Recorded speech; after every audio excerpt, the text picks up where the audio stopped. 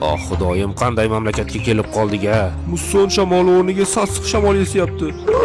Voy buni qara. Yuzida osilib turgan nima? Bu ne xartumi? Bulardan 10 tasini qo'shinga olasan, keyin dushmaningning jonini ham olasan. Ey filbon, senda bulardan yana qancha bor? Hukmdorim, Yildirim sizni va yana Mamluk sultoni bilan Kadi Burxoniddin vafot qilibdi. Ittifoq parchalanibdi-da. Otlarni egarlang ketamiz. Qayoqqa? Qayoqqa bo'lardi janoza namoziga? Sohibqiron o'z qo'shin bilan Hindistondan Anadolu taraf kelganlar ekan, u yerda noodatiy bir insonparvarlikka duch keldi. Xush kelding, otam, onam. O'sha mashhur dunyo qiroli. Qayerda bor ekan yana shunday buyuk hukmdor? Maqtovlar uchun juda ham katta rahmat. Buyuk xoqon, Usmonli butun tuproqlarimizni oldi. Davlatsiz gadoga aylandik. Bu holda yasholmaymiz o'g'lim. Sivas qal'asi haqida eshitganmisiz? Uni hech kim ola olmasmish. Sohibi Qur'on bu gapdan so'ng butun qo'shin bilan Sivasni qamal qildi. Qamal ichida qolgan qal'a qo'mondoni Temurga bir shart bilan taslim bo'lishga rozi bo'ldi. Temur qon to'kmaydi. Sulh tuzilganligiga qaramay Temuriylarga hujum qilgan Sivaslik armanilarni Temur qon to'kmasdan tiriklayin ko'mib tashladi. Ortidan Sivasni olovga bergan Temur Yildirimga Sivas olinganligi haqidagi xabarni jo'natdi. Ammo juda bir mustahkam, olinmas bir qal'a edi hukmdorim. Nimalar deyapsan, posho? Kel. Buyuk olampanoh oldiga bosh egib keldik. Ammo hukmdorim, Amir Temurning azaliy dushmanlari Ahmad Jaloir va Qora Yusuf bu. Hozroq qo'ying. Menga itoat qilganlarni xor qilib qo'ymayman. Kitobda ham shunday yozilgan. To'g'rimi, mazlum? Xuddi shunday hukmdorim. Endi esa Temurning oldiga elchimizni jo'nataylik. Nima deyishga ham hayronman afandim. Joning omonda, aytganini so'zla. Ey, quturgan ko'ppak, sen kimsan ki menga tahdid qilasan? Jang maydoniga kelmasang xotinlaring taloq bo'lsin. Men kelmasam menikilar taloq bo'lsin. Hali ko'rishganimda u holda hukmdoringga ayt, silohlarini kiysin. Yildirim so'udlarni kiyib, qilichini katta mamnuniyat bilan o'z qo'liga olar ekan, dushmanning kuchiga parvo qilmasdan jangga otlana boshladi. Temur esa unga qo'y, pushaymon bo'lasan derdi. Itoat qil, omonlikka erish. Men Chin tarafga yurishga ketaman derdi. Ammo Yildirim parvosiga ham ilmasdi. O'zining yovvoyi yuragini tinchita olmasdi. Urushdan oldin bo'lsa o'z askarlariga faqat jangga deb baqirardi va ayni damda u bu safargi raqibi oldingilarga nisbatan ancha tajribali va qudratli ekanligi haqida o'ylab ko'rib ham o'tirmasdi. Sulton Boyazid Yildirim boshchiligidagi Usmonli qo'shini Sivas yaqiniga kelib qolganini eshitgan Amir Temur ularni o'zlarining davlatida adashtirib, bo'lib o'tadigan buyuk jangdan oldin ularni charchatish uchun avval Qaysari, so'ng Kirsehir, oxirida Anqara shahri atrofiga kelib, qal'a shaharni hujum orqali egalladi. Ayni vaqtda Boyazid Yildirim jahl otiga minib Sohibqironni tinmasdan quvib keladi. Manbalarga ko'ra, Anqaraga Boyazid Yildirim Amir Temurdan keyin salkam 2 hafta kechikib yetib kelgan. Ikki buyuk Turkiy imperiyaning qo'shinlar solishtirmasiga kelsak, Usmonli askarlarining jami yig'indisi 70 ming kishi edi. Rumeli sipohiylari, Anadolu otliqlari, qora tatarlar, serb askarlari, yanicharlar va yana boshqa jangchilar. Sohibqironning qo'shini esa 120 ming atrofida edi. Qo'shinning 90% Movaroun Nahr hamda Xurosonlik otliq jangchilar tashkil qilardi. 10% piyoda jangchilar va yana qo'shimcha Hindistondan keltirilgan 32 ta jangovar fil.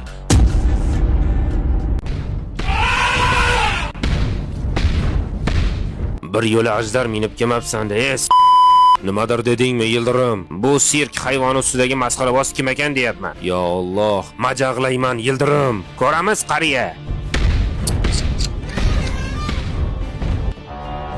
1402-yilning 28-iyulida ikki Turkiy imperiya qatnashgan eng dahshatli va eng qonli jang boshlandi. Jang boshlanish bilanoq Boyazid Yildirimning so'l qanoti zaiflasha boshladi. Buning sababi esa qora tatarlar va temuriylar orasidagi sirli sulh bitimi edi. Ular muhoroba davomida temuriylar tarafga o'tib ketdi. Sultonning o'ng qanotidagi kuchlari esa temuriylarniki bilan deyarli bir xil edi. Ammo markazdagi jangovar fillar ustidagi kamonchilar o'qi omorida qolgan yanicharlarning ahvoli dahshatli bo'ldi. Ham chap qanotdan, ham markazdan Usmonlilarga qaqshatqich zarba bergan Temur bu jangda shubhasiz g'olib bo'lgan. Xoinlar, sotdingizmi meni? Endi anglagandirsan, menga qarshi chiqqanni qay ahvolga tushishini, qardosh. Hukmdorim, qochishimiz lozim. Yo'q, qanaqa qochish? Kitobimda qochish yo'q deb yozilgan. To'g'rimi, mazlum? Mazlum. Kitob hukmdorim, qoching, qutuling. Mazlum. Mazlum. Yildirim, seni ogohlantirgandim. Men ham seni ogohlantirgandim. Alloh. Sultonni qo'llarini bo'shating. Qayoqqa ketyapsan o'g'lim? Sevgilim bilan xayrlashishga. Bitta ortiq, Yildirim. Alloh haqqi 3 marta ogohlantirgandim. Yonginamdan chodir tikilsin. Asal qaymoq, Istagan narsasi berilsin. Anqara jangi g'alabasidan so'ng buyuk sohibqiron Amir Temur Izmirni fath qilish uchun yo'l oldi. Bu shaharni ritsarlardan olib, Anadolu beyliklariga hadya qilmoqimiz lozim. Sohibqiron butun aql zakovatini Izmir gospitalerlariga qaratar ekan, ularga Rodos ritsarlaridan yordam kelmasligi uchun Izmir ko'rfasiga toshlar tashishni buyurtirdi. Jin ursin ana u ahmoqlarga qara. Toshlar bilan butun boshli bir ko'rfazni yopishmoqchi. Yillab tosh tashsalar ham bu ko'rfazni yopa olmasalar kerak. Aslida sohibqironning niyati ham bunday emasdi. U toshlarni ko'rfazni yopish uchun emas, bil'aks, yordamga keladigan ritsarlarning kemalarini manjaniq orqali nishonga olish uchun tashtirayotgandi. Amirim, to'g'on uchun juda ko'p tosh sarfladik. Manjaniqdan otish uchun toshlarimiz qolmadi. Topamiz. Siz davom eting. Qisqa suradan so'ng kemalar ustiga manjaniqlardan otilayotgan toshlar o'rniga asir tushgan ritsarlarning boshlari otila boshlandi. Bunday dahshatli manzara ichida qolgan Rodos ritsarlari Izmirga yordamni to'xtatib, o'zlarining orollariga qochib qolishni boshlashdi. Navbat Izmir qal'asiga yetib kelganda, Amir Temur o'z askarlariga Izmir qal'asi ostidagi yerlarni qazishni buyurdi. So'ng qal'a devorlari uchun tayanch sifatida yog'och ustunlardan foydalanishni, qazish yakunlangach, u yerga olov qo'yishni buyurdi.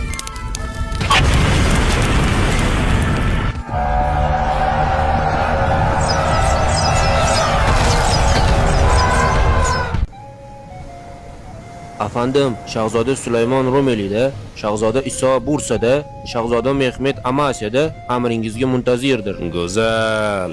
Endi Anadolu beylarining tuproqlari. Ularga ham o'z yerlari berildi, ammo Temuriylarga bo'ysundirilgan holda. Afsuski, Anqara jangidan 8 oy o'tar o'tmas, buyuk va jasur Usmonli sultoni Boyazid Yildirim og'ir tushkunlikdan vafot qildi. Buyuk Usmonlini 3 ga bo'lib tashlashdi. O'zingizchi, bundan ortiq bizga chora qoldirmadingiz. Kofirlarning jonzoti bilan ustimizga yurish qildilar. Sizlarning kofir askarlaringiz bizning musulmon jangchilarni o'ldirmadimi? Yetar! Bas qiling. O'zi bu urush sizlarning kasringizga boshlandi. Yildirim, nega bu videoda Temur seni qafasga solib aylantirilganligi haqida ko'rsatilmadi? Chunki u oddiy bir safsata. Odamlar bo'rttirishdan boshqa narsani yaxshi ko'rishmaydi. Men bu ishni unga loyiq ko'rmasdim. Men ham o'rningda shunday qilgan bo'lardim.